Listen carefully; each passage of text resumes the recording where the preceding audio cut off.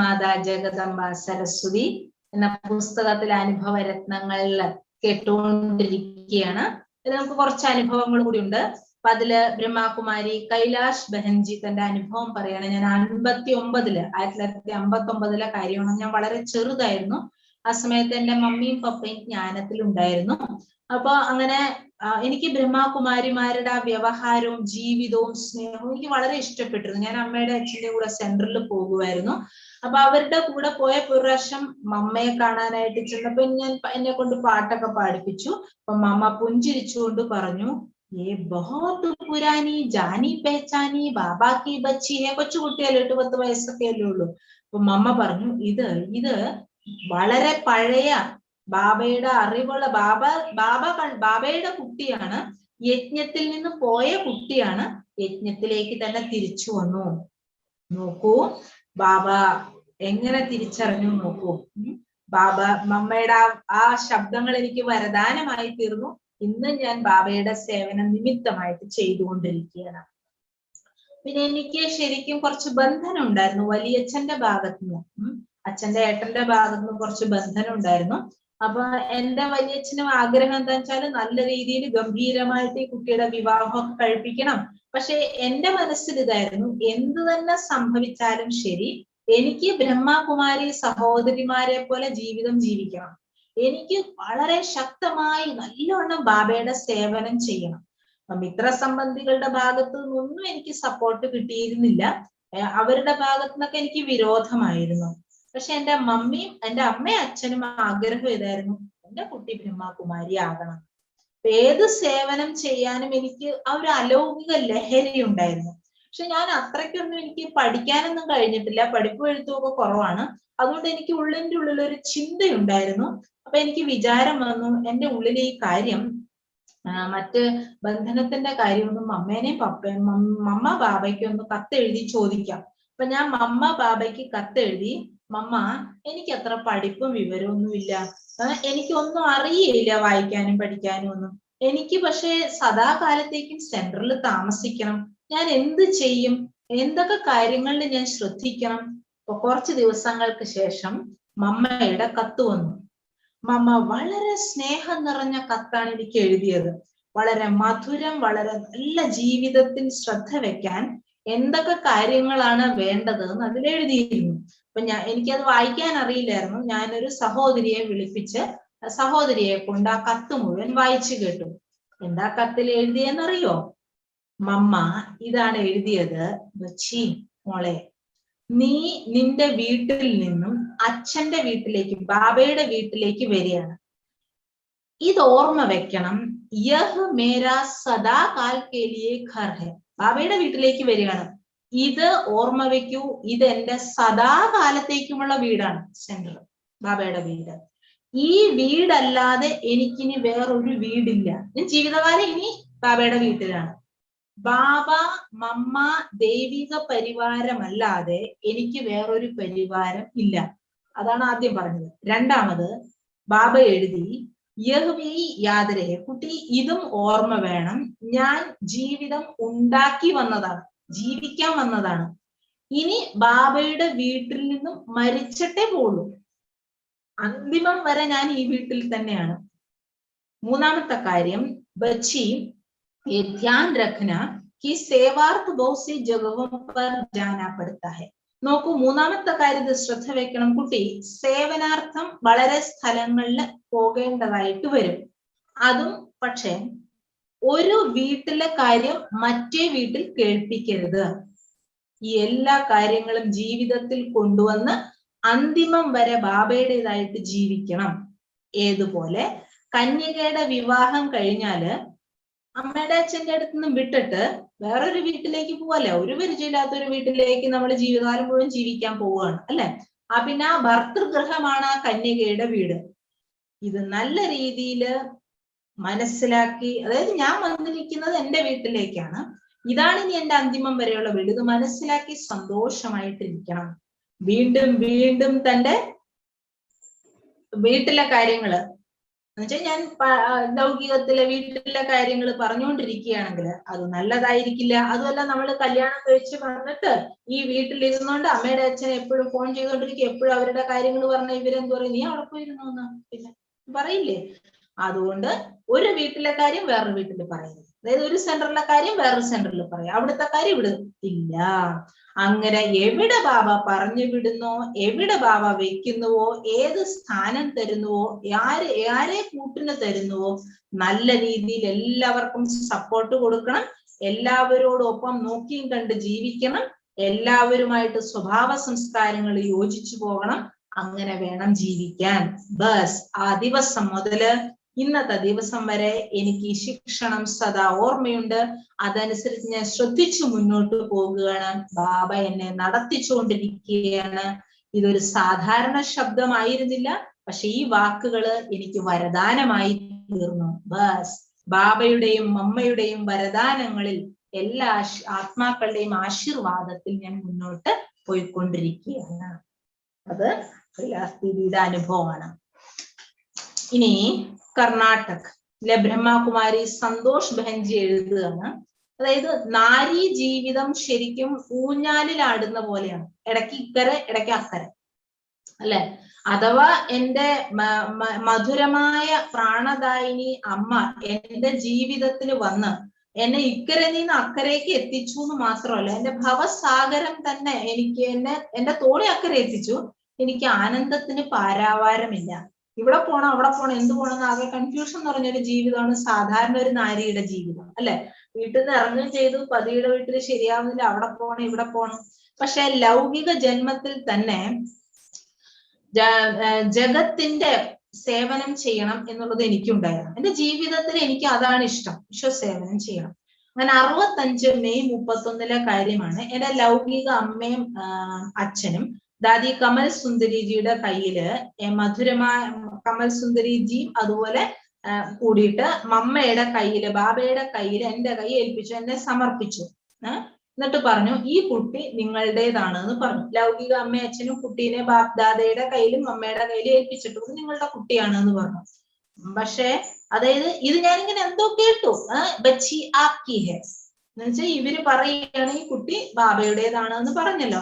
അന്ന് എനിക്ക് 15 വയസ്സായിരുന്നു. ശരിക്കും പറഞ്ഞ ഒരു അബോധാവസ്ഥയാണ്. അബോധാവസ്ഥ എന്ന് വെച്ചാൽ 15 വയസ്സിൽ എന്ത് ചിന്തിക്കാനാണ്, അല്ലേ? അപ്പൊ എന്റെ നന്മയ്ക്ക് വേണ്ടി അവർ യോജന ചെയ്തതാണ്. പക്ഷെ എനിക്കിതൊന്നും ചിന്തിക്കാനോ മനസ്സിലാക്കാനോ പറ്റുന്ന സമയമായിരുന്നില്ല. 50 മെയ്യിലാണ് എനിക്ക് ശാരീരിക ജന്മം കിട്ടിയത്. 1950 മെയ് 31. 10 വർഷത്തിന് ശേഷം ലൗകിക അമ്മയച്ഛന്റെ കൂടെ സേവാ കേന്ദ്രത്തിൽ പോയതും 50 മെയ് 31 ജന്മം എടുത്തു. 60 മെയ് 31 ഞാൻ സെന്ററിൽ പോയി. 65 മെയ് 31 രാവിലെ ബ്രേക്ക്ഫാസ്റ്റ് ഒക്കെ കഴിച്ചുകൊണ്ട് അമ്മയുടെ അച്ഛന്റെയും കൂടെ ബ്രഹ്മബാബയും അമ്മയുടെയും കൂടെ ഉച്ചയ്ക്ക് ഭോജനം കഴിച്ചു. പിക്നിക് ഒക്കെ കഴിഞ്ഞ് അലൗകിക മാതാപിതാവും അതുപോലെ ദാദി കമൽ സുന്ദരിജിയുടെയും കൂടെ രാത്രി ഭോജനമൊക്കെ കഴിഞ്ഞ് ബാപ്പ് ദാദ പറഞ്ഞു, കട്ടുപുത്തലി സന്തോഷ് എന്ന് വെച്ചാൽ കൊച്ചുകുട്ടിയല്ലേ, 15 വയസ്സിൽ നല്ല വെളുത്ത് തുടുത്തൊക്കെ ഇരിക്കല്ലേ. അപ്പൊ പറഞ്ഞു, കട്ടുപുത്തലി സന്തോഷ്, പാവക്കുട്ടി എന്ന് വിളിച്ചിട്ട് പറയണ, സന്തോഷ് തും തോ ഖാസ് മമ്മ കി ബേട്ടി ലഗ്തി ഹെ, നിന്നെ കണ്ടാൽ തനി മമ്മയെ പോലെ തന്നെ ഉണ്ട്, മമ്മയുടെ കുട്ടിയായിട്ടേ തോന്നുള്ളൂ, ലൗകിക അമ്മയുമായിട്ട് ഒരു ചേർച്ചയില്ല എന്ന് പറഞ്ഞു. അപ്പൊ എന്റെ മനസ്സില് വളരെ സന്തോഷം തോന്നി. രാത്രി ക്ലാസ്സിന് ശേഷം കിടക്കാൻ പോകുന്നതിന് മുമ്പേ എന്റെ കൈകള് തന്റെ കൈകളിൽ വെച്ചുകൊണ്ട് മധുരമായ അമ്മ മഹാവാക്യം ഉച്ചരിച്ചു, തുമ്നെ ജോ കിയാ വോ സമജ് കർ കിയാ. അപ്പം ബാബയ്ക്ക് സമർപ്പണം ചെയ്തല്ലോ. അപ്പൊ ചോദിച്ചു, നീ ചെയ്തത് ആലോചിച്ചിട്ട് തന്നെയാണോ? ആലോചിച്ചിട്ട് തന്നെയാണോ ചെയ്തത്? ബാബയുടെ കൈകളിൽ കൈ കൊടുത്തു, ബാബയുടെ കൂടെ ജീവിക്കാമെന്ന് പ്രതിജ്ഞ എടുത്തു, അറിവോടുകൂടി തന്നെയാണോ ചെയ്തത്? ഞാൻ പറഞ്ഞു, ആ ജി മാ. നോക്കൂ, നിനക്ക് മുളകിന്റെ ചാക്ക് കണക്കിന് തിന്നേണ്ടി വരും, ചാക്ക് കണക്കിന് മുളക് കഴിക്കേണ്ടി വരും, കഴിക്കോ? ആ ജി മമ്മ.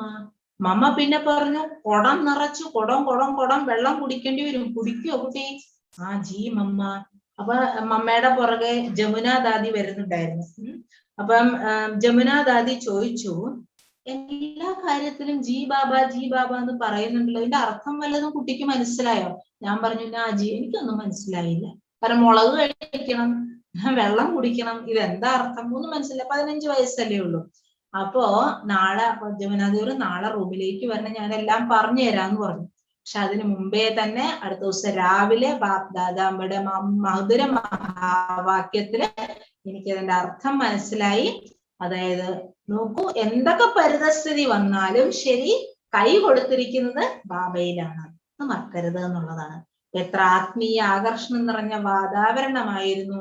എനിക്ക് ഒന്നും കഠിനമായിട്ട് തോന്നില്ല. നമുക്കും സെന്ററിൽ നിൽക്കുമ്പോ അറിയാം എന്തൊക്കെ പരിതസ്ഥിതികൾ വന്നിട്ട് നമുക്ക് അറിയില്ല എവിടെ നിന്ന് ഈ ശക്തി വരുന്നതെന്ന്. കാരണം ബാബയല്ലേ കൂടെ. കഠിനതകളൊന്നും കഠിനമായിട്ട് തോന്നില്ല. നോക്കൂ, പ്യാരേമ ഉച്ചരിച്ച അത് വാക്കുകൾ എനിക്കൊരു കവചമായിട്ട് തീർന്നു. ഇന്ന് ഞാൻ ആ കവചം ധരിച്ചിരിക്കുകയാണ്. മമ്മയുടെ നിർദ്ദേശം ഇതായിരുന്നു, ഓരോ സ്ഥൂലവും സൂക്ഷ്മവുമായ കാര്യം ഏത് ചെയ്യുമ്പോഴും സമ്പൂർണതയോടുകൂടി തിറഞ്ഞ പൂർണ്ണ മനസ്സോടെ ചെയ്യൂ. ചപ്പാത്തി പരത്തുകയാണെങ്കിലും ചന്ദ്രന്റെ ഗോൾ എന്ന് വെച്ചിങ്ങനെ ഉരുട്ടുമല്ലോ, ഉരുട്ടുമ്പോ ചന്ദ്രന്റെ ഉരുണ്ടതായിട്ട് കാണണം, അതിൽ ചുമന്ന ബാബയുടെ ജ്യോതി അങ്ങനെ നിറഞ്ഞിരിക്കുന്നതായിട്ട് കാണണം. അപ്പൊ അത് കഴിക്കുമ്പോ നമുക്കും ശക്തി കിട്ടും, മറ്റുള്ളവർക്കും ശക്തി കിട്ടും. അതായത് ഓരോ കാര്യം ചെയ്യുമ്പോഴും എങ്ങനെ ബാബയുടെ ഓർമ്മ വരാം എന്നുള്ളത് മമ്മ നമ്മളെ പഠിപ്പിച്ചു. അപ്പൊ ശരിക്കും അതൊരു വലിയ അനുഭവം. ഇനി ബ്രിജ് ശാന്താദാദി തന്റെ അനുഭവം പറയുകയാണ്.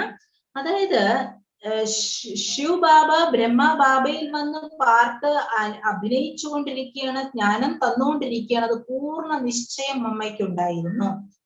അതായത് ബ്രഹ്മ ബാബയെ നിരാകാരൻ സാകാര പാർട്ടിൽ നമ്മൾ അനുഭവിച്ചിരുന്നു. ആ സമയത്ത് ഈ ബാബ്ദാദ എന്നൊന്നും പറഞ്ഞിരുന്നില്ല, ഓൾമൈറ്റി ബാബ എന്നാ പറഞ്ഞിരുന്നത്. ബ്രഹ്മ ബാബയെ ബാബ എന്നാണ് പറഞ്ഞിരുന്നത്. അപ്പൊ രണ്ടുപേരും വേറെ വേറെയാണെന്ന് ഞങ്ങൾക്ക് അനുഭവം ഉണ്ടായിട്ടില്ല. കമ്പൈൻഡ് രൂപത്തില് ആണ് ഞങ്ങൾ അനുഭവം ചെയ്തത്. പക്ഷെ ബാബ്ദാദ എന്നുള്ള വേർഡ് ഉപയോഗിച്ചിരുന്നില്ല. മമ്മ വളരെ ദയാഹൃദയായിരുന്നു. മമ്മ അത്രയും എന്താ പറയാ, എല്ലാം ഏത് വ്യക്തിയെ ശരിയാക്കി എടുക്കണമെങ്കിലും അത് വളരെ ശ്രേഷ്ഠമായ രീതിയായിരുന്നു. അതായത് മമ്മ പറഞ്ഞിരുന്നു, അതായത് നമ്മൾ നമ്മുടെ തെറ്റുകൾ വെറുതെ തിരിച്ചറിഞ്ഞാൽ മാത്രം പോരാ, തിരിച്ചറിഞ്ഞ് നല്ലതാക്കുകയും വേണം. എന്നിട്ട് അതായത് ക്ഷമ ചോദിക്കാൻ അവകാശികളാണ്. അതായത് മമ്മ അതിനൊരു രീതിയിൽ ഒരു അനുഭവം പറയുകയാണ്. അതായത് മമ്മ അത്രയും സ്നേഹം കൊടുത്തിരുന്നു. വെറുതെ സോറി തെറ്റിപ്പോയി, എനിക്ക് അങ്ങനെ അറിയാൻ വേണ്ട, അങ്ങനെയല്ല. കറാച്ചിയിൽ ഒരു അനുഭവം പറയണ. കറാച്ചിയിൽ ഞങ്ങൾ ദിവസവും ഡ്രില്ല് കളിക്കാൻ പോകുമ്പം ഡ്രില്ലിന്റെ വേഷം ധരിച്ചിട്ടാണ് വ്യായാമത്തിന് വേണ്ടി പോയിരുന്നത്. ചന്ദ്രമണി ദാദിയായിരുന്നു ഞങ്ങളെയൊക്കെ ഡ്രില്ലിൽ പഠിപ്പിച്ചിരുന്നത്. ഇടയ്ക്കിടയ്ക്ക് മമ്മയും വരുമായിരുന്നു. അപ്പൊ ഡ്രില്ലിന് വേണ്ടി പോകുന്ന സമയത്ത് ഞങ്ങൾ മറ്റേ ഷൂസ് ആണ് ഇട്ടിരുന്നത്.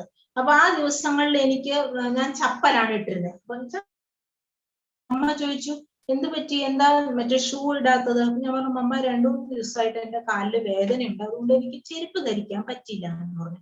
പക്ഷെ പിന്നീട് എന്റെ മനസ്സിന്റെ ഉള്ളില് വേദന വരാൻ തുടങ്ങി. കാരണം ഞാൻ മമ്മ മഹാറാണിയോട് കള്ളം പറഞ്ഞുവല്ലോ. കാരണം അന്നത്തെ ദിവസം എന്റെ കാലിന് വേദനയില്ലായിരുന്നു, എനിക്ക് വേണമെങ്കിൽ ഷൂസ് ഇടാമായിരുന്നു. എന്നാലും ഞാൻ മമ്മയോട് കള്ളം പറഞ്ഞു. അപ്പൊ ആ ദിവസം ബാബ ഞങ്ങളോട് പറഞ്ഞു, അന്നത്തെ ദിവസം രാത്രി ഇരുന്നപ്പോ ബാബ പറഞ്ഞു, എന്തെങ്കിലും കടുത്ത തെറ്റ് അല്ലെങ്കിൽ എന്തെങ്കിലും തെറ്റ് നിങ്ങളുടെ ഭാഗത്ത് നിന്നുണ്ടായാല് അതിന് പകരമായി ശിക്ഷയുടെ രൂപത്തില് ഒരു ദിവസം ബ്രേക്ക്ഫാസ്റ്റോ അല്ലെങ്കിൽ ഉച്ചയ്ക്കുള്ള ഭോജനമോ നിങ്ങൾ കട്ട് ചെയ്യും, നിങ്ങൾ കഴിക്കണ്ട, എന്നിട്ട് തനിക്ക് തന്നെ ശിക്ഷ കൊടുക്കൂ എന്ന് പറഞ്ഞു. ഈ കാര്യം ബാബ അത് പറഞ്ഞപ്പോ എനിക്ക് മനസ്സിലായി. ഞാൻ എന്ത് ചെയ്തു, പെട്ടെന്ന് ബ്രേക്ക്ഫാസ്റ്റ് ഒക്കെ കഴിപ്പിച്ചിട്ട് എല്ലാവർക്കും കൊടുത്തിട്ടൊക്കെ തിരിച്ചു വന്നു. കഴിപ്പിക്കേണ്ട ഡ്യൂട്ടി എനിക്കായിരുന്നു. അപ്പൊ വിളമ്പി കൊടുക്കുന്ന ഡ്യൂട്ടി എനിക്കും അത്തമോഹിനി ബഹനും, ഞങ്ങൾ എല്ലാവർക്കും വിളമ്പി കൊടുത്തിട്ട് വന്നു. അത്തമോഹിനി ബഹനും ഞാനും. അപ്പൊ 8 മണിയാവുമ്പോഴേക്കും എല്ലാരെയും കഴിപ്പിച്ചു കഴിയും. അപ്പൊ 9 മണിക്ക് മമ്മ തന്റെ റൂമിൽ നിന്ന് പുറത്തേക്ക് വന്നു. അപ്പൊ അവിടെ ഒരു ബെഞ്ച് വെച്ചിട്ടുണ്ടായിരുന്നു, അതിൽ മമ്മ ഇരിക്കുകയായിരുന്നു. അപ്പൊ ഞങ്ങൾ എല്ലാരും അവിടെ ഇരുന്നിട്ട് ഇങ്ങനെ എല്ലാ സഹോദരിമാരും താഴെ ഇരിക്കും. എന്നിട്ട് കച്ചേരി എന്ന് വെച്ചാൽ കുട്ടികൾ തന്റെ കാര്യങ്ങൾ അമ്മയോടും അച്ഛനോടും പറയായിരുന്നു. അപ്പൊ എല്ലാവരോടും ചോദിച്ചു എന്തൊക്കെയുണ്ട്. അപ്പൊ എല്ലാവരും അവരവരുടെ തെറ്റുകൾ, ഭാഗത്തു നിന്നുള്ള കുറവുകളൊക്കെ പറഞ്ഞു. അപ്പൊ ഞാനും എഴുന്നേറ്റ് നിന്നിട്ട് പറഞ്ഞു, മമ്മ ഇന്ന് ഞാൻ മമ്മയോട് കള്ളം പറഞ്ഞു, അതുകൊണ്ട് ഞാൻ ഇന്ന് എനിക്ക് ശിക്ഷ കൊടുക്കുകയാണ്, ഞാൻ ഇന്ന് ബ്രേക്ക്ഫാസ്റ്റ് കഴിക്കില്ല എന്ന് പറഞ്ഞു. മമ്മ ചോദിച്ചു, എന്താ തെറ്റ് ചെയ്തേ, നീ എന്താ ശിക്ഷ കൊടുക്കാൻ പോകുന്നേ? ഞാൻ എല്ലാ കാര്യങ്ങളും മമ്മയോട് പറഞ്ഞു. അപ്പൊ മമ്മ പറഞ്ഞു, കുട്ടി ബ്രേക്ക്ഫാസ്റ്റ് കഴിച്ചിട്ടില്ലേ, മമ്മയുടെയും ബ്രേക്ക്ഫാസ്റ്റ് ഇതുവരെ കഴിഞ്ഞിട്ടില്ല. മമ്മയുടെ കൂടെ കുട്ടി ബ്രേക്ക്ഫാസ്റ്റ് കഴിക്കണം, വരൂ. ഞാൻ പറഞ്ഞില്ല ഞാൻ മമ്മയോട് കള്ളം പറഞ്ഞു, എന്നെ ശിക്ഷിക്കാൻ എനിക്ക് സ്വയം അനുവാദം തരൂന്ന് പറഞ്ഞു. മമ്മ പറഞ്ഞു, ശാന്ത, മമ്മ ഇന്ന് നിന്റെ കൂടെ ബ്രേക്ക്ഫാസ്റ്റ് കഴിക്കുള്ളൂ, എനിക്ക് അതാണ് ആഗ്രഹം. എന്താ, മമ്മയുടെ കൂടെ ബ്രേക്ക്ഫാസ്റ്റ് കഴിക്കില്ലേ? മമ്മ എന്റെ കൈ പിടിച്ച് എന്നെ കൊണ്ടുപോയി.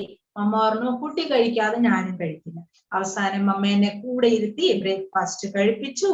അത്രയും മമതാമയി, കരുണാമയി, ക്ഷമാമയി, വാത്സല്യമയി ആയിരുന്നു മമ്മ. മമ്മയുടെ അനുഭവം പറയാം. ഇനി നമുക്ക് മമ്മയുടെ അവസാന സമയങ്ങളെ കുറിച്ചുള്ള അനുഭവമാണ്. അന്തിമ യാത്രയ്ക്കുള്ള മഹാപ്രയാണത്തിന് പൂർവം, അതിനു മുമ്പുള്ള തയ്യാറെടുപ്പ് എന്തൊക്കെയാണെന്ന് ജഗദീഷ് ഭായി തന്റെ അനുഭവം പറയുകയാണ്. ശാരീരിക സ്വസ്ഥത, അതായത് ശാരീരിക രൂപത്തിൽ വളരെ കടുത്തൊരു പരീക്ഷ മമ്മയ്ക്ക് വന്നു. മമ്മയുടെ ജീവിതത്തിൽ വളരെ വലിയ പരീക്ഷ ശാരീരിക ആരോഗ്യത്തിന്റെ, അതായത് ശാരീരിക അസുഖത്തിന്റെ രൂപത്തിൽ വന്നു. വികരാള രോഗം മമ്മയെ വലയം ചെയ്തു.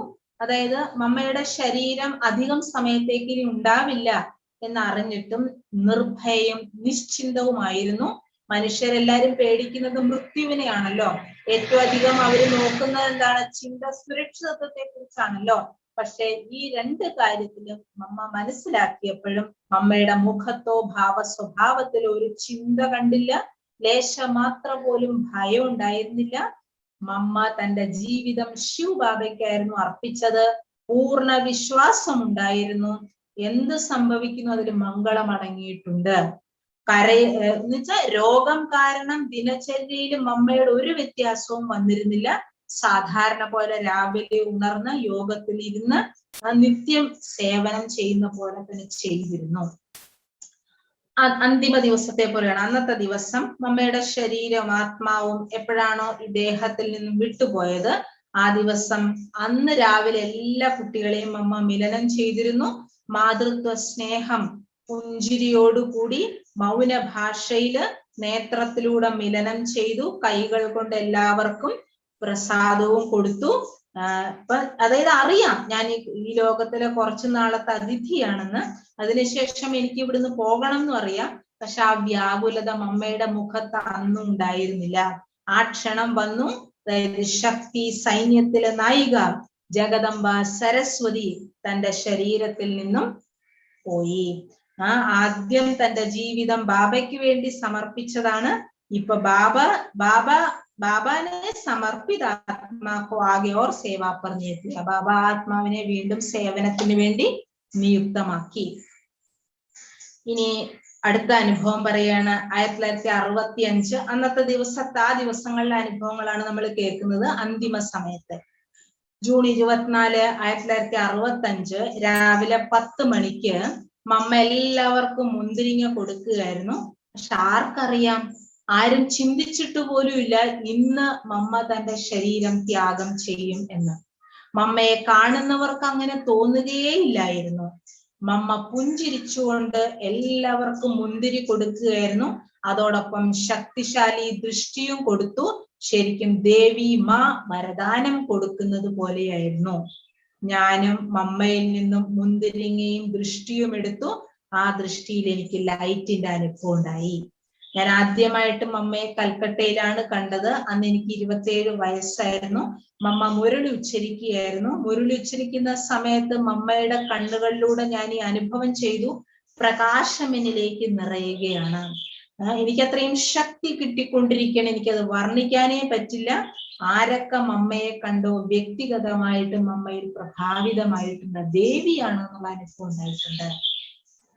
ഈ ചക്രധാരി ബഹൻ പറയാണ്, ദില്ലിയിലാണ്. ഡൽഹിയിൽ നിന്ന് മധുബനിലേക്ക് പോകുന്നതിന് മുമ്പ് മമ്മ എന്നെ ഡൽഹി കമലാനഗർ സെന്ററിൽ വിട്ടിട്ട് പോയി. അപ്പൊ എനിക്ക് മനസ്സിലായി മമ്മയുടെ ആരോഗ്യം വളരെ മോശമാണ്. ബോംബെയിൽ നിന്ന് ആബുവിലേക്ക് കൊണ്ടുപോയി. അപ്പൊ ആ സമയത്ത് ഞാൻ ഒറ്റയ്ക്കാണ് ആബുവിലേക്ക് പോയത് മമ്മയെ കാണാൻ വേണ്ടിയിട്ട്. മമ്മ ശരീരം വിട്ടപ്പോഴ് ഞങ്ങൾ 5 കന്യകമാരാണ് ആ സമയത്ത് അവിടെ ഉണ്ടായിരുന്നത്. ബാബ ഞങ്ങളെയാണ് അവിടെ താഴെ വിരിക്കാൻ ഞങ്ങളെ കൊണ്ട് വിരിപ്പിച്ചു. അതില് മമ്മയുടെ ബോഡി വെച്ചു, ഞങ്ങളെ അവിടെ ഇരുത്തി. മമ്മയുടെ എന്താ പറയാ ബോഡിയെ എടുത്ത് കൊണ്ടുപോകാനും ഞങ്ങൾ 5 കന്യകമാരായിരുന്നു മമ്മയുടെ ആ ശരീരത്തെ അലങ്കരിച്ചതും. അതായത് ആ കന്യകാ ശരീരത്തെ കന്യകമാരെ കൊണ്ട് തന്നെ അലങ്കരിപ്പിച്ചു, മറ്റാരെ കൊണ്ടും തൊടിയിപ്പിച്ചില്ല. ഇപ്രകാരം ഞാൻ മമ്മയുടെ ശരീരത്തിന്റെ അന്തിമ ക്രിയാകർമ്മം ചെയ്യാനും എത്തിയിരുന്നു. ഇനി മാതേശ്വരിജിയുടെ അന്തിമ സമയത്തെ കുറിച്ച് ബ്രഹ്മകുമാർ വിദ്യാസാഗർ ഭായ് പറയാണ്, അന്തിമത്തില് ക്യാൻസർ രോഗം മമ്മയ്ക്ക് വലയം ചെയ്തു. മാ സരസ്വതി തന്റെ സ്വരൂപത്തിലൂടെ, അതായത് പ്രത്യക്ഷമാക്കി. ശരിക്കും കണ്ട രോഗമുണ്ടെന്നേ തോന്നില്ല.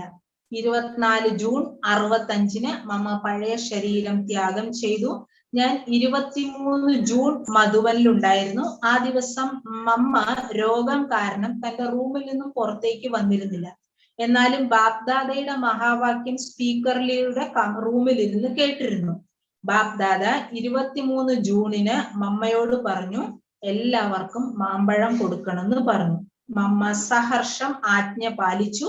സ്നേഹപൂർണം ശക്തി സമ്പന്ന ദൃഷ്ടി കൊടുത്ത് വളരെ വിശ്രമത്തോടു കൂടി ഒരു ധൃതിയോ തന്ത്രപ്പാടോ കാണിക്കാതെ എല്ലാവർക്കും ടോളി സ്നേഹമിലനം ദൃഷ്ടി വരദാനം കൊടുത്തു. ആ സമയത്ത് സ്ഥിതി അങ്ങനെയായിരുന്നു, മമ്മയ്ക്ക് ശരിക്കും ഇരിക്കാൻ പോലും പറ്റില്ലായിരുന്നു. കാരണം രോഗം പൂർണ്ണ രീതിയിൽ ആക്രമിച്ചിരുന്നു.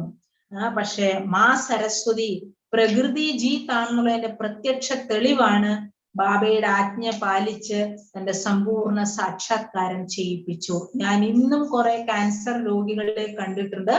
അന്തിമ സമയത്ത് അസഹായ അവസ്ഥയാണ്, ശക്തിഹീന അവസ്ഥയാണ്, അസഹനീയമായ വേദനയാണ്. പക്ഷെ മാ സരസ്വതി ഈശ്വരീയ ജ്ഞാന യോഗത്തിന്റെ പ്രത്യക്ഷ തെളിവ് നൽകി ഈ അസാധ്യ രോഗത്തെ പോലും നിസ്സാരമാക്കി കളഞ്ഞു. അങ്ങനെ 24 ജൂണിന് മമ്മ സന്തോഷത്തോടു കൂടി തന്റെ ദേഹം ത്യാഗം ചെയ്തു. അത്രയും അവസാനത്തെ അനുഭവം അതായിരുന്നു. ഇനി ദാദി സന്ദരിജി പറയാണ്, ബാബയ്ക്ക് അറിയാമായിരുന്നിരിക്കാം ശരിക്കും ഇന്ന് മമ്മ ശരീരം വിടുമെന്ന്. പക്ഷെ ഈ കാരണം ആ കാരണം കൊണ്ട് ബാബ ആ ദിവസം രാവിലെ തന്നെ മമ്മയുടെ കൈകൊണ്ട് എല്ലാ യജ്ഞവത്സർക്കും മുന്തിരിങ്ങ കൊടുപ്പിച്ചു. രാവിലെ ബാബ പിന്നെ പകല് വിശ്രമിച്ചിട്ട് 4-4:30 മണിയായപ്പോ എഴുന്നേറ്റിട്ട് സന്ദരി ദാദിയോട് പറഞ്ഞു, ബച്ചി ജാവോ മമ്മക്കോ ദേക്കറാവോ, ഒന്ന് പോയിട്ട് മമ്മയെ നോക്കിയിട്ട് വരൂ എന്ന് പറഞ്ഞു. ഞാൻ മമ്മയുടെ കയ്യില് വെള്ളത്തിന്റെ ഗ്ലാസ്, ബാബയുടെ കയ്യിൽ വെള്ളത്തിന്റെ ഗ്ലാസ് കൊടുത്തിട്ട്, വെള്ളം കൊടുക്കാൻ വന്നാണ് ബാബയ്ക്ക്, കൊടുത്തിട്ട് ഞാൻ മമ്മയുടെ റൂമിലേക്ക് പോയി. മമ്മയുടെ അപ്പോഴേക്കും തന്നെ ഞാൻ അവിടെ ചെന്നപ്പോഴേക്കും ആത്മാവ് പോയിരുന്നു. ബാബയുടെ അടുത്ത് ഓടി വന്നിട്ട് പറഞ്ഞു, ബാബയ്ക്ക് മനസ്സിലായി. ബാബ പെട്ടെന്ന് തന്നെ എഴുന്നേറ്റ് മമ്മയുടെ റൂമിലേക്ക് പോയി. ഞാനും മമ്മയുടെ കൂടെ പോയി. ബാബ മമ്മയെ കണ്ടിട്ട് പറഞ്ഞു, അച്ഛാ മമ്മ ശിവബാബ കെ പാസ് ചലി ഗയി. ബാബ പറഞ്ഞു, കുട്ടി ശിവബാബയുടെ അടുത്തേക്ക് പോയല്ലോ. എന്നിട്ട് മമ്മ ബാബ അവിടെ നിന്ന് ബാബയുടെ റൂമിലേക്ക് വന്ന് കത്തെഴുതി. 2 സഹോദരിമാര് ബാബയുടെ കൂടെ വന്നിരുന്നു. ബാബ പറഞ്ഞു, ആ കുട്ടികൾ വന്നോ? അവര് കരയാൻ തുടങ്ങി. ബാബ പറഞ്ഞു, എന്താ നിങ്ങൾ ബാബയുടെ മുന്നിൽ ബമ്മയുടെ ദുഃഖം പറയാൻ വന്നതാണോ? നിങ്ങൾ ബാബയുടെ മുന്നിലാണോ കരയുന്നേ? ആരാ കരയുന്നത്? വിധവകളല്ലേ കരയ. മമ്മ നിങ്ങളുടേതായിരുന്നില്ലല്ലോ, മമ്മ ശിവബാബയുടേതായിരുന്നു. ശിവബാബയുടെ അടുത്തേക്കാണ് പോയത്. അതുപോലെ 65 ജൂൺ അന്നത്തെ വേറെ അനുഭവം കൂടി പറയണം ഓം പ്രകാശ് ഭായി. 65 ജൂൺ വ്യാഴാഴ്ച 10 മണിക്ക് മമ്മ എല്ലാവർക്കും മുന്തിരിങ്ങ കൊടുത്തു. അന്ന് മുന്തിരിങ്ങ മധുവല് നിറഞ്ഞു നിൽക്കുകയായിരുന്നു. വരദാനി ദൃഷ്ടി എല്ലാവർക്കും കൊടുത്തു. പുഞ്ചിരിച്ചുകൊണ്ട് മമ്മ വളരെ നിശ്ചിന്തം അജൽ ഭാവായിരുന്നു. ഇപ്പൊ ആ ഓഫീസിന്റെ അടുത്തായിരുന്നു, ഈശുദാദിയുടെ ഓഫീസിന്റെ അടുത്തിരുന്നു മമ്മ എല്ലാവർക്കും കൊടുത്തു. അതിനുശേഷം ജമുന ബഹൻ മമ്മയെ റൂമിലേക്ക് കൊണ്ടുപോയി.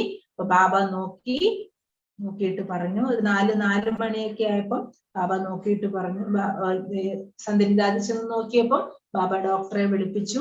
ഡോക്ടർ പറഞ്ഞു മമ്മ ശരീരം ഉപേക്ഷിച്ചു. എല്ലായിടത്തും സന്ദേശം കൊടുത്തു. നോക്കൂ, പിന്നീട് മമ്മയുടെ അന്തിമ സംസ്കാരം ചെയ്തു. ലാസ്റ്റ് സമയത്തെ കുറിച്ച് രമേശ് ഭായിയും തന്റെ അനുഭവം പറയുന്നുണ്ട്. അതും കൂടി നമുക്ക് അടുത്ത ക്ലാസ്സിൽ കേൾക്കാം, അമ്മയുടെ സ്ഥിതി എങ്ങനെയായിരുന്നു എന്നുള്ളത്. ഓം ശാന്തി.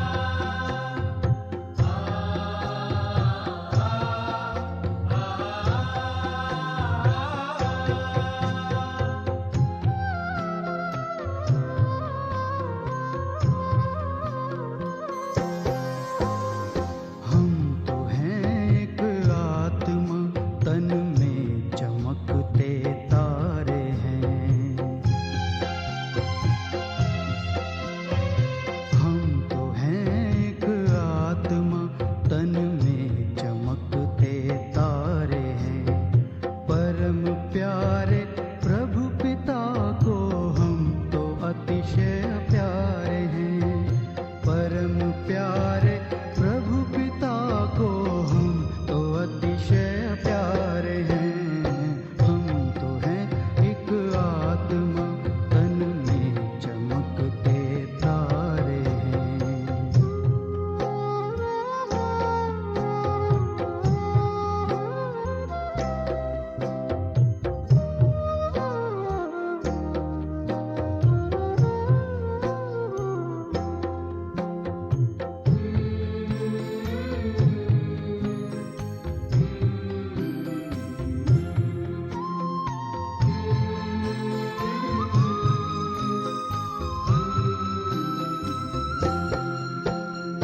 सृष्टि नाटक मंच पर करते हैं अभिनय हम यहाँ। सृष्टि नाटक मंच पर करते हैं अभिनय हम यहाँ। चांद सूरज तारे नभ से रोशनी करते जहाँ। चांद सूरज तारे नभ से रोशनी करते जहाँ।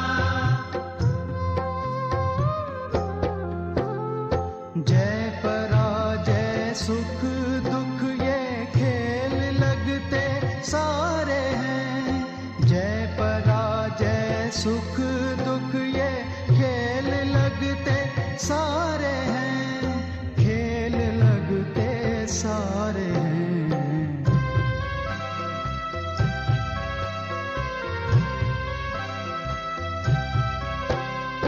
हम तो हैं एक आत्मा तन में चमकते तारे हैं।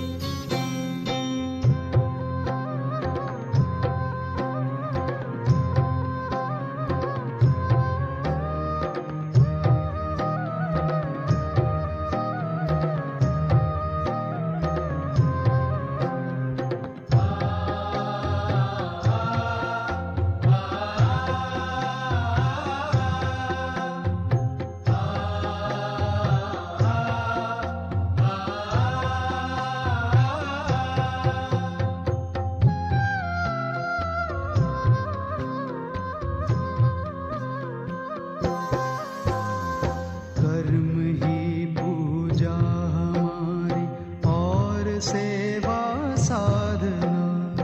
कर्म ही पूजा हमारी और सेवा साधना।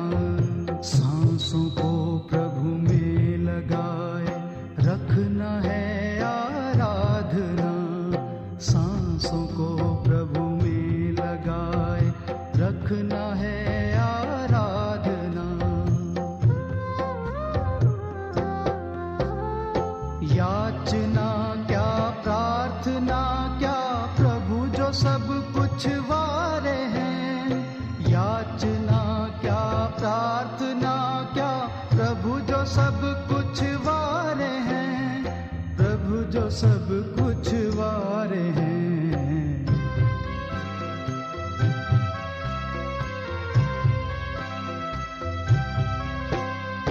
हम तो हैं एक आत्मा तन में चमकते तारे हैं।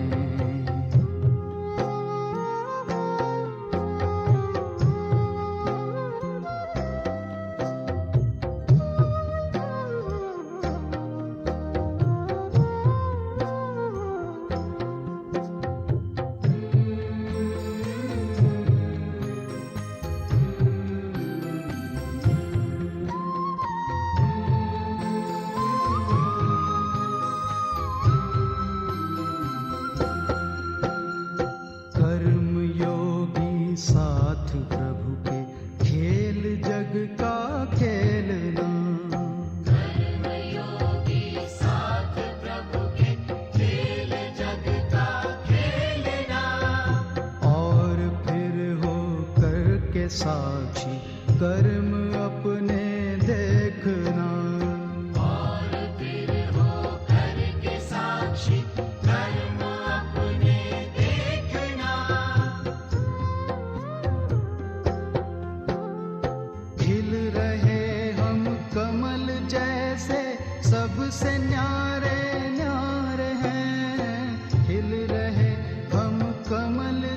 ऐसे सबसे न्यारे न्यारे हैं, सबसे न्यारे न्यारे हैं।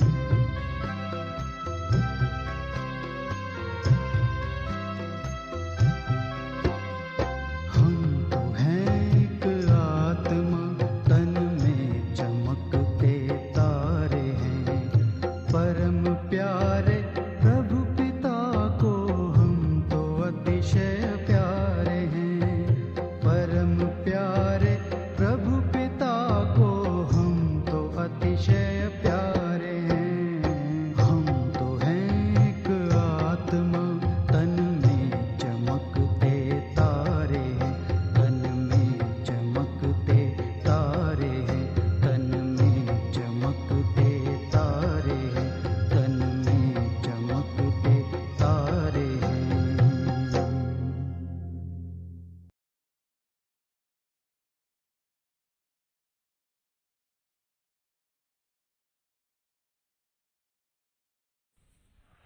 ഓം ശാന്തി.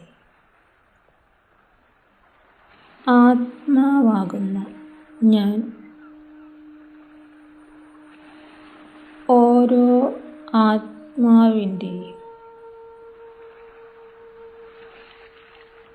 ഗുണങ്ങളെ ദർശിക്കുകയാണ്.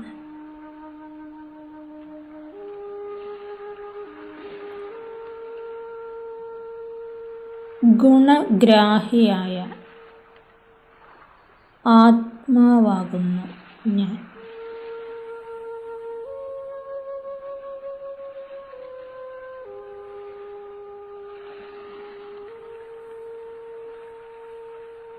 സർവരുടെയും വിശേഷതകളെ കാണുകയാണ്.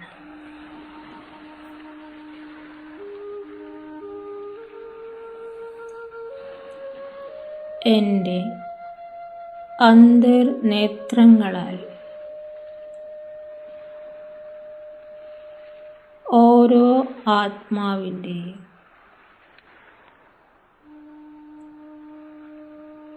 ശ്രേഷ്ഠതയെ ശ്രദ്ധിക്കുകയാണ്.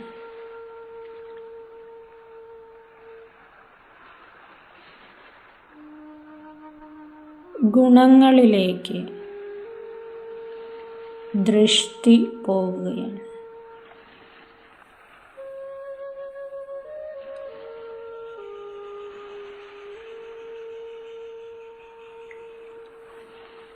അവഗുണങ്ങൾ ആകുന്ന കറുത്ത കല്ലുകളെ നോക്കാതെ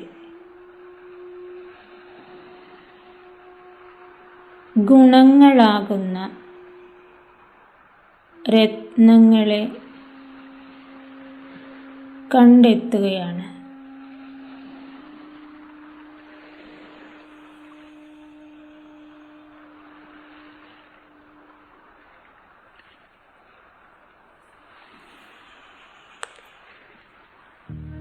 ഓരോ ആത്മാവിൽ നിന്നും ഗുണങ്ങളാകുന്ന മൂല്യമുള്ള രത്നങ്ങളെ കണ്ടെത്തുമ്പോൾ ഞാൻ സമ്പന്നം ആവുകയാണ്. ഓരോ ആത്മാവിലെയും വിശേഷതകളാകുന്ന അലങ്കാരം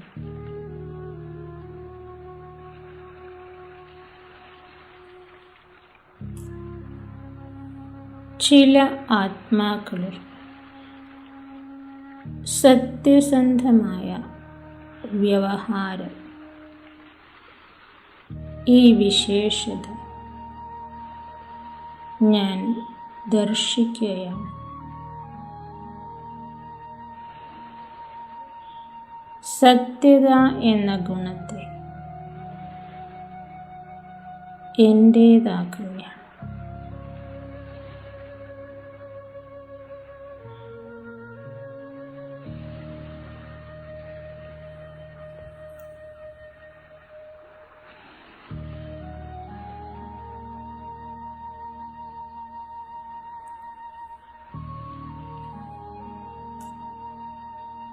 ആത്മാക്കളിൽ വിശ്വസ്തത അവരുടെ പെരുമാറ്റത്തെ എത്ര ആകർഷണമുള്ളതാക്കുന്നു.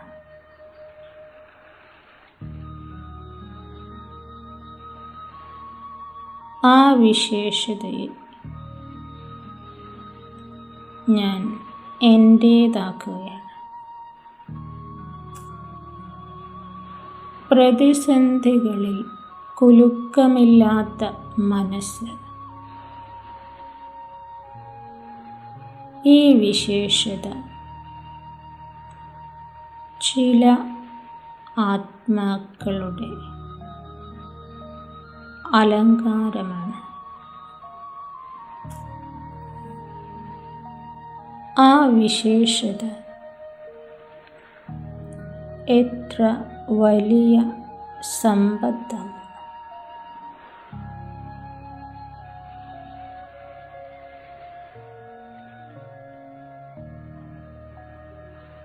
ദൃഢത എന്ന ആ ഗുണത്തെ ഞാൻ എൻ്റെ സമ്പത്ത് ആക്കി തീർക്കും.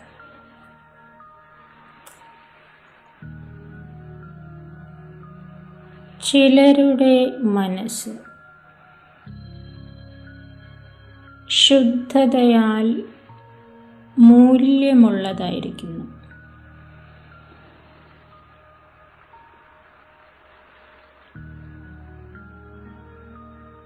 പവിത്രത എന്ന ഗുണത്തെ ഞാൻ അവരിൽ നിന്നും ഗ്രഹിക്കുകയാണ്. എൻ്റെ സമ്പത്ത് ആക്കുകയാണ്.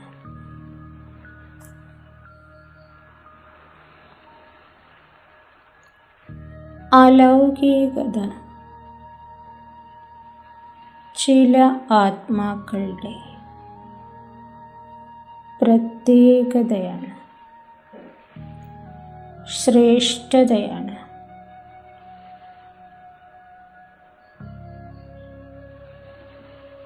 ലോകം എന്തുതന്നെ ആയാലും അവരുടെ മനസ്സ് അതിൻ്റെ ആഴങ്ങളിൽ മുങ്ങുന്നില്ല. വേറിട്ടു നിൽക്കുന്നതിൻ്റെ വിശേഷത.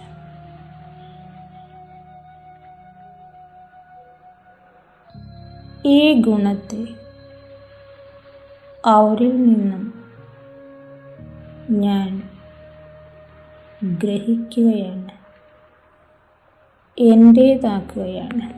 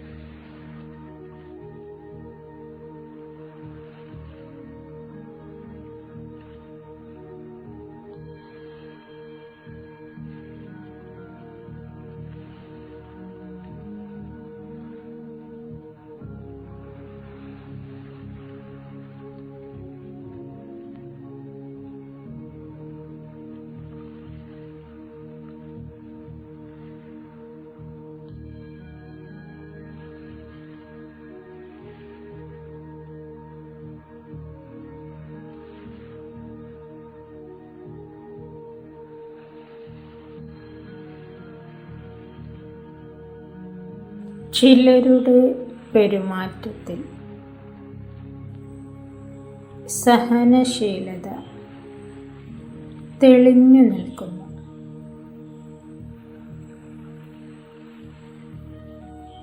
എത്രയോ നല്ല വിശേഷതയാണ് സഹനശീലത എന്ന ഗുണം. സമ്പർക്കത്തിൽ ഉള്ളവരെ സഹയോഗി ആക്കി തീർക്കുക ഏതൊരു ആത്മാവിൻ്റെയും ആകർഷണം ആണ്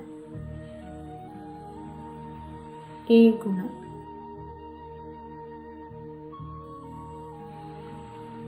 അവരുടെ ഈ വിശേഷത എന്നെ വളരെ ആകർഷിക്കുന്നു.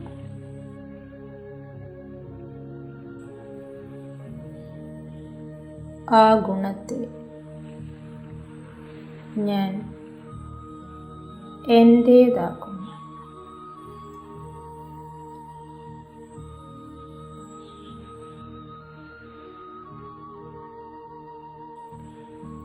സന്തുഷ്ടത ഒരു ആത്മാവിൻ്റെ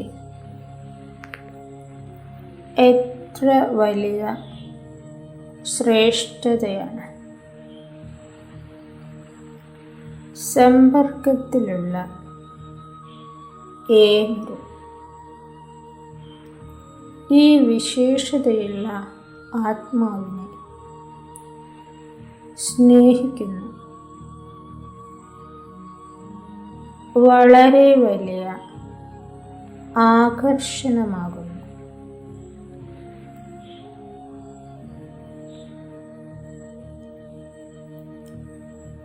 ഈ ഗുണത്തെ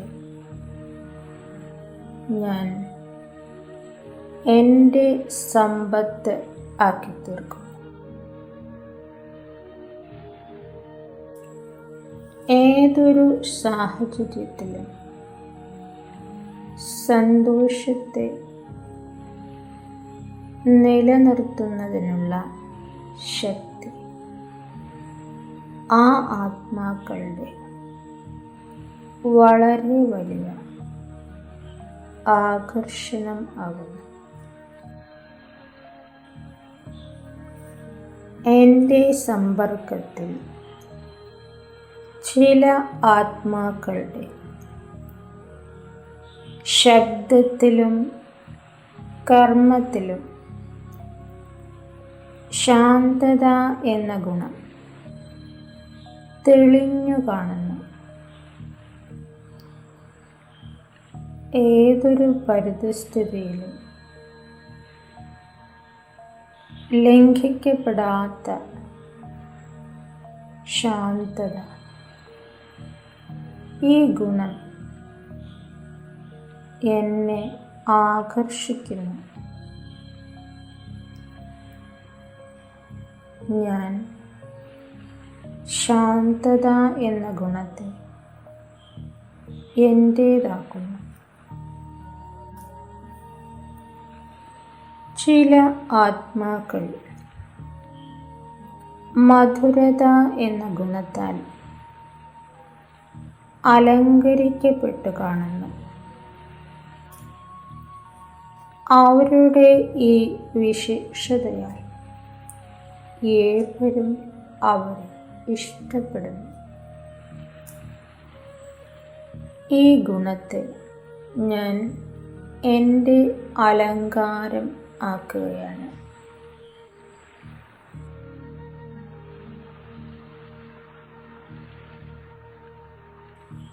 എൻ്റെ സമ്പർക്കത്തിൽ ചില ആത്മാക്കൾ അന്തർമുഖത എന്ന ഗുണത്താൽ അലങ്കരിക്കപ്പെട്ടിരിക്കുന്നു.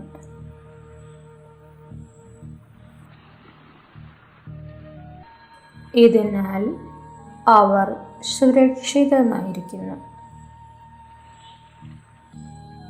ഈ ഗുണം എന്നെ വളരെ ആകർഷിക്കുകയാണ്. ഞാൻ അന്തർമുഖത എന്ന ഗുണത്തെ എൻ്റേതാക്കുകയാണ്.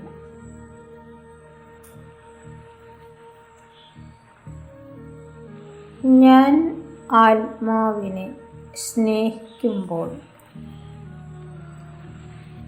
ആ ആത്മാവിൽ നിന്നും ആശീർവാദത്തിൻ്റെ രൂപത്തിൽ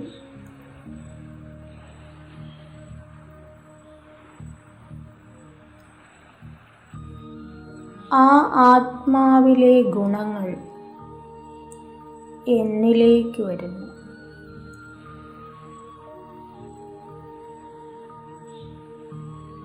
ഞാൻ ഒരു ആത്മാവിനെ വെറുക്കുമ്പോൾ അതിൻ്റെ അവഗുണങ്ങളെ വർണ്ണിക്കുമ്പോൾ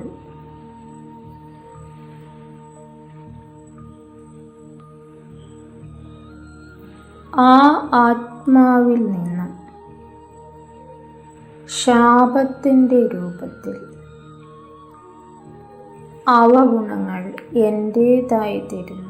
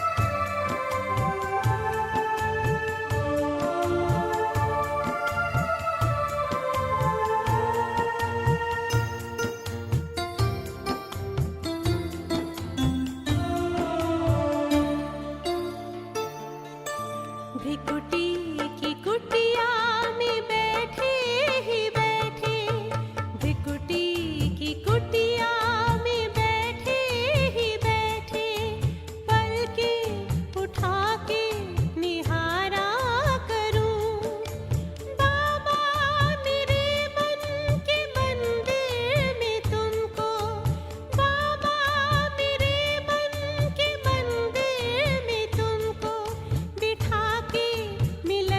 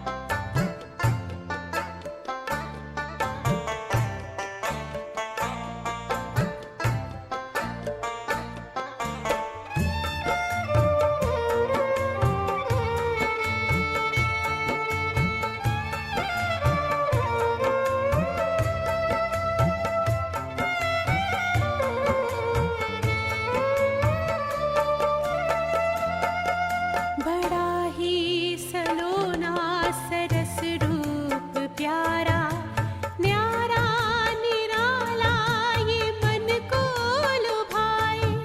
परम प्यार तेरा बरसता निरंतर, किरणों की बाहों में जग को समाए। यही देखते मेरा मन मुस्कुराए, यही देखते मेरा मन मुस्कुराए। अहो भाव के गीत गाया करूं, गाया करूं। भ्रिकुटी की कुटिया में बैठे ही बैठे,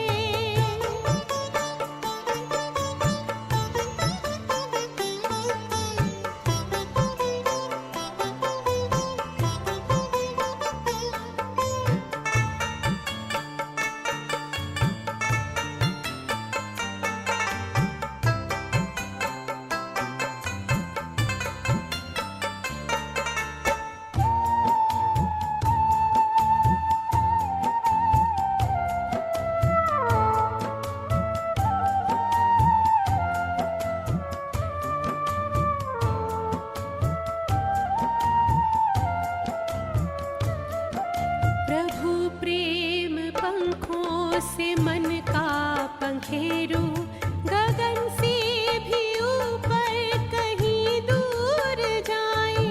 हमें मिल गया जो हमें चाहिए था, मिलन सिंधु में हम रहे यूं समाए। कहूँ क्या मैं मुख से मिला कौन है वो, कहूँ क्या मैं मुख से मिला कौन है वो।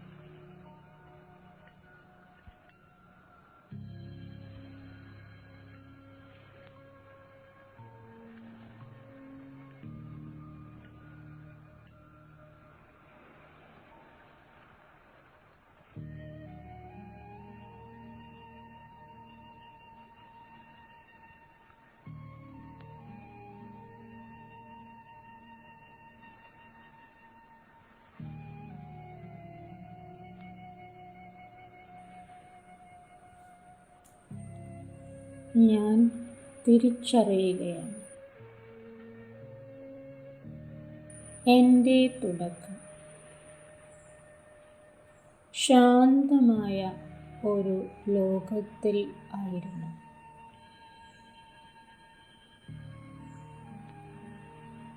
യാത്ര തുടങ്ങുമ്പോൾ ഈ ലോകം എത്രയോ ശാന്തമായിരുന്നു.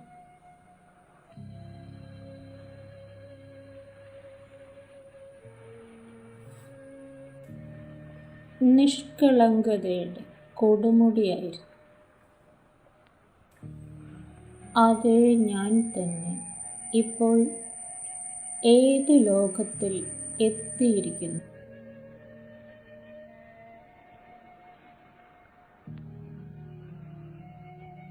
ഞാൻ നടന്ന വഴികൾ എത്ര ശാന്തമായിരുന്നു. ഇപ്പോഴും ഇതെന്തു ലോകം? തിരക്ക് നിറഞ്ഞ ലോകം, അശാന്തിയുടെ കൊടുമുടി, വർണ്ണിക്കാനാകാത്ത ഉത്കണ്ഠ.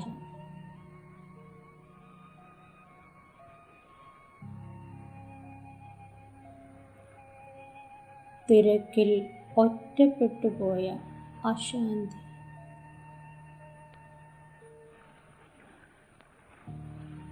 ഞാൻ ഏകനായി നടക്കുകയായിരുന്നു. തിരക്കിലും ഒറ്റപ്പെട്ട്.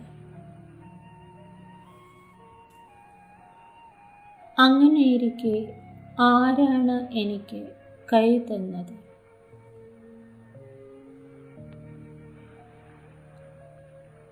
കൈ പിടിച്ച് നടത്തിക്കുവാൻ തുടങ്ങുന്നു.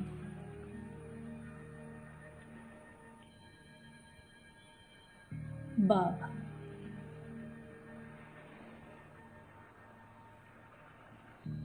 ആത്മാവാകുന്ന എനിക്ക് പരമാത്മാവാകുന്ന ശിവബാബ കൂട്ടുകാരനായിരിക്കുന്നു. എൻ്റെ മനസ്സ് ഏകാഗ്രമാവുന്നു.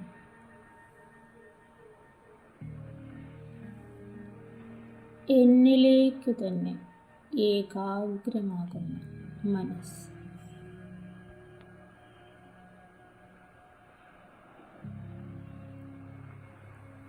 ബാഹ്യലോകത്തിൽ നിന്ന് മനസ്സിനെ പിന്മാറ്റുന്ന സമയം.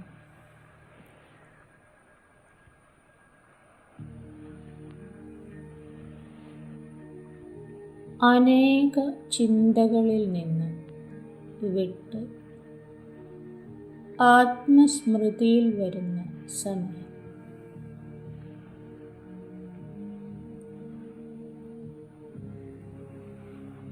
ഞാൻ സന്തോഷിക്കുകയാണ്.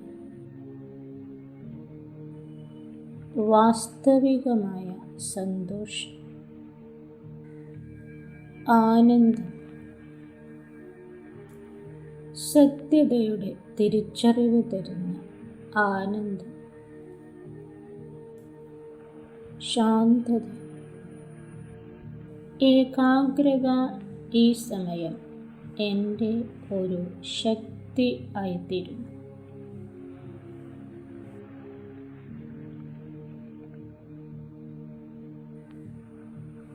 ബാഹ്യലോകത്തിൽ അലയുന്ന മനസ്സ് എന്നിലേക്ക് തന്നെ ഏകാഗ്രമാകുന്നു. ബാബയുടെ ഓർമ്മ എന്നെ സന്തുഷ്ടമാക്കുന്നു.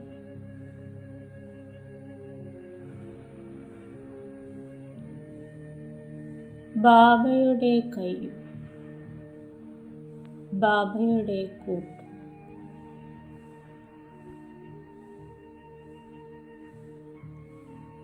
ഞാൻ അതിനെ സ്നേഹിക്കുന്നു.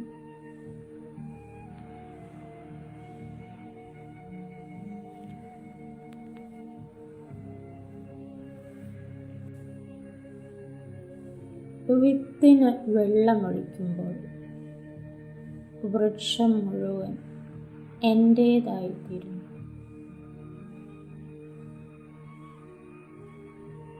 ഞാൻ ബാബയെ സ്നേഹിക്കുന്നു.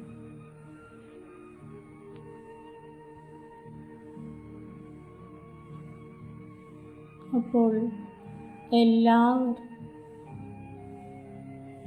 എൻ്റേതാകുന്നു. എൻ്റെ സഹയോഗി ആകുന്നു.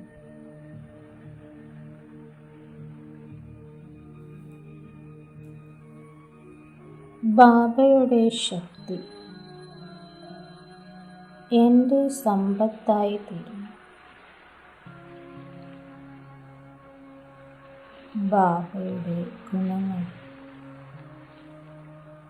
എൻ്റെ ജന്മാവകാശം ആകുന്നു.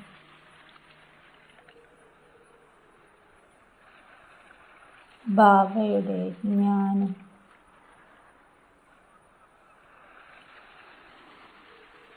എൻ്റെ സമ്പത്ത് ആകുന്നു.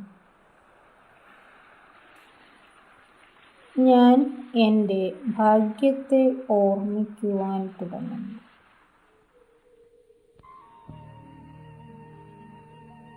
പദമാപദം ഭാഗ്യശാലി ആകുന്നു ഞാൻ.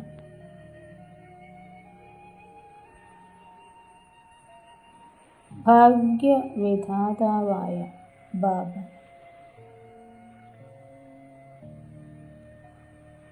എൻ്റേതാകുന്നു.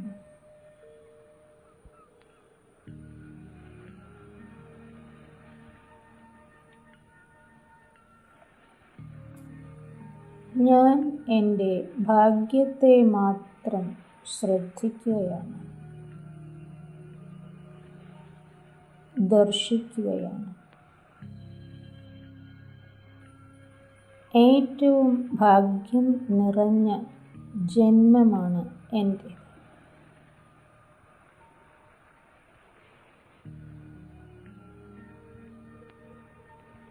ഭഗവാൻ സ്വയം തന്നെ എനിക്ക് ജന്മം തന്നു. എൻ്റെ അച്ഛനും അമ്മയും ആയി. അച്ഛൻ തന്നെ എൻ്റെ അധ്യാപകനായി. സൃഷ്ടിചക്രത്തിൻ്റെ ജ്ഞാനം എനിക്ക് തന്നു. എന്നെ ത്രികാലദർശി, ത്രിലോകജ്ഞാനി ആക്കി മാറ്റുന്നു. അനേക ഗുരുക്കന്മാരുടെ ഈ ലോകത്തിൽ സ്വയം ഭഗവാൻ എൻ്റെ ഗുരുവായിരിക്കുന്നു.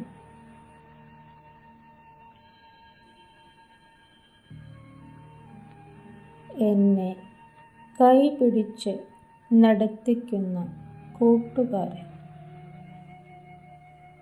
ബാബ എന്നെ സ്നേഹിക്കുന്നു.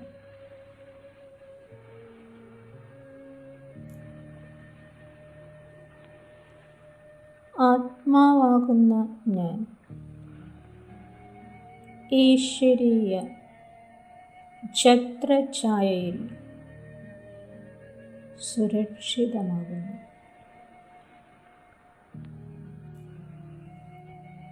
എത്ര വലിയ സമ്പത്തിൻ്റെ ഉടമയായിരിക്കുന്നു ഞാൻ.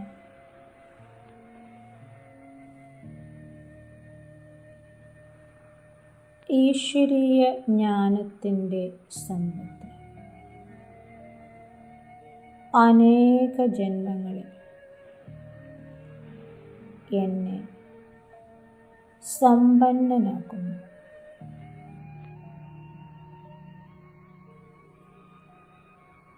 ഈശ്വരനുമായുള്ള കൂട്ടുകെട്ട് എൻ്റെ മനസ്സിനെയും ശരീരത്തെയും ആരോഗ്യമുള്ളതാക്കുന്നു. അനേക ജന്മങ്ങളിൽ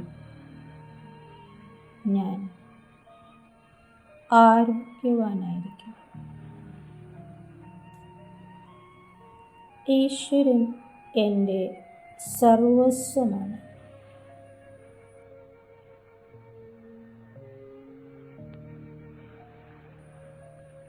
എനിക്കിപ്പോൾ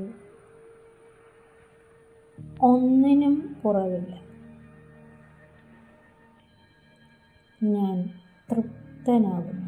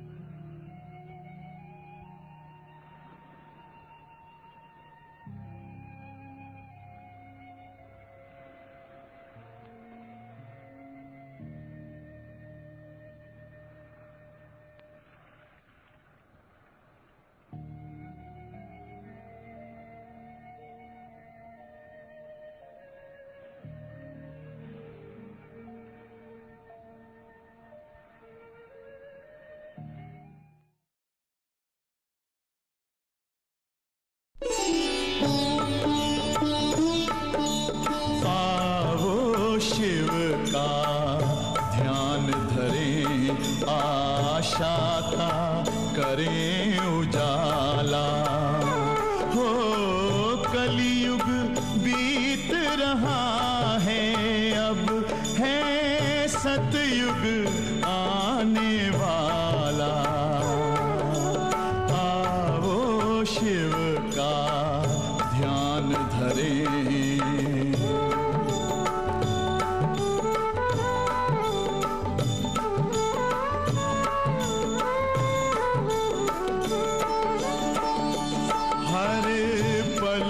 उसका ही ध्यान रहे, नश्वर तन का ना भान रहे।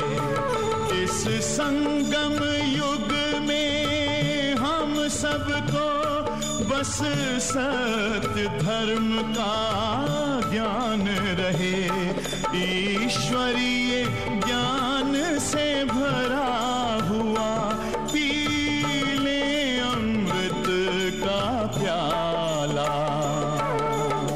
आओ शिव का ध्यान धरें।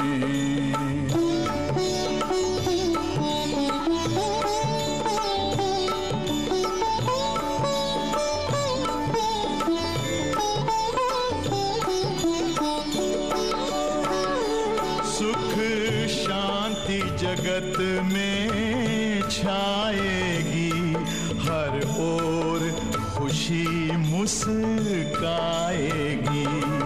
ये धरती स्वर्ग बन जाएगी, एक ऐसी घड़ी अब आएगी। लो ज्योति बिंदु का फैल रहा, उजियाला। आओ शिव का ध्यान धरें, आशा का करें उजाला।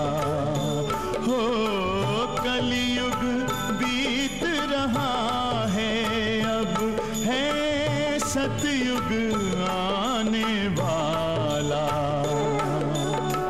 आओ शिव का ध्यान धरें, आशा का करें उजाला।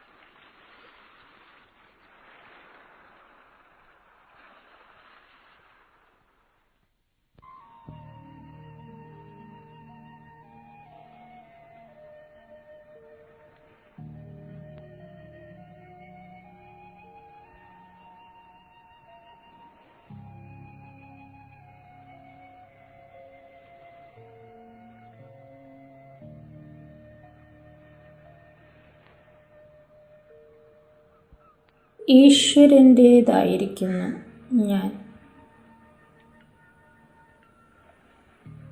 ഈശ്വരൻ എൻ്റേതായിരിക്കുന്നു.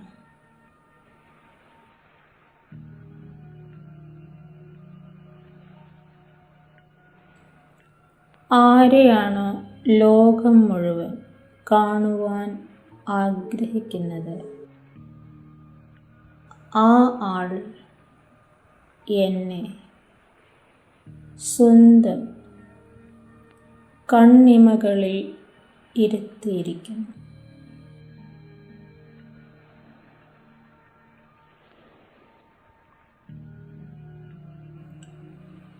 ആരെയാണോ ലോകം മുഴുവനും തേടുന്നത്, ആ ആൾ എൻ്റെ കൂടെ ഇരിക്കുന്നു. സുന്ദരമായ ഒരു ലോകം മുഴുവൻ എനിക്ക് സമ്മാനം ആയി തരികയാണ്.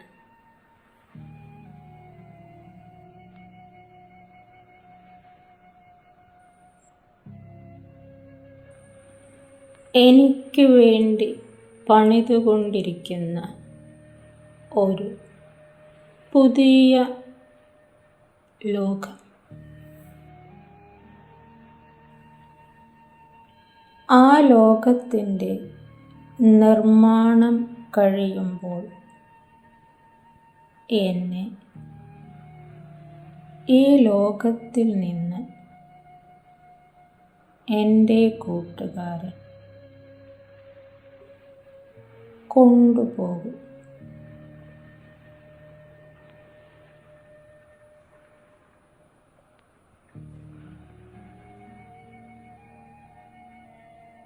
ഞാൻ പുതിയ ലോകത്തിൽ പുതിയ ശരീരത്തിൽ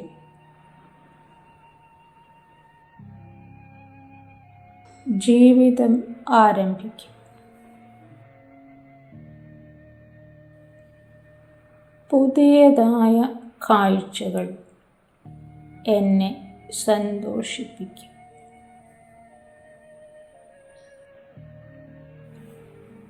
പുതിയ ഭൂമി, പുതിയ ജലം, പുതിയ വായു,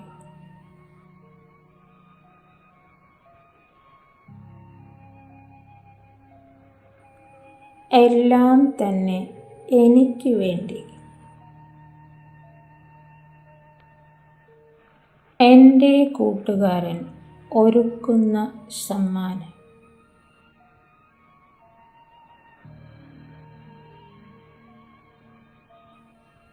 ആ ലോകത്തിൽ ശാന്തമായി സന്തോഷമായി ഞാൻ ജീവിക്കും.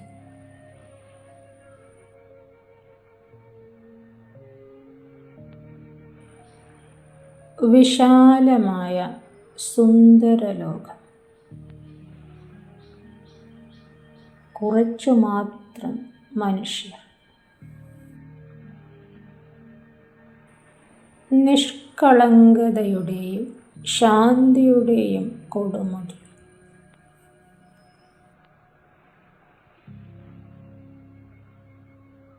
പുതിയ ലോകം ആണ് ഈശ്വരൻ എനിക്ക് തരുന്ന സമ്മാനം. ഇത്രയും നല്ല കൂട്ടുകാരന് ലഭിച്ചതാണ് എൻ്റെ ഏറ്റവും വലിയ ഭാഗ്യം. എൻ്റെ മനസ്സു നിറയെ പരമാത്മസ്നേഹം ആകും.